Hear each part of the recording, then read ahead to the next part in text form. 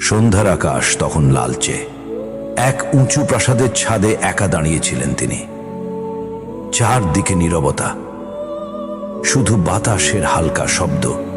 তিনি ধীরে বললেন, চলো। হঠাৎ বাতাস থেমে গেল। বাতাস ঘন হয়ে এলো। তার পায়ের নিচে অদৃশ্য কিছু তৈরি হলো।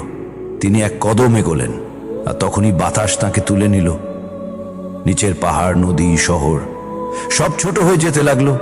কেউ তাকে দেখল না, কিন্তু সবাই থমকে গেল। বাতাস জানতো কোথায় যেতে হবে। মেঘ সরে গেল, পাহাড় নীরব রইল। একসময় তিনি বললেন, এখানেই। বাতাস থামল। তিনি নেমে এলেন মাটিতে, আর বাতাস ধীরে মিলিয়ে গেল, যেন কিছুই ঘটেনি। কিন্তু যারা দেখেছিল তারা জানতো এই বাতাস কথা শুনতো, আর এটি ছিল নবী সুলাইমান আলাইহি ওয়াসাল্লামের মুজিজা।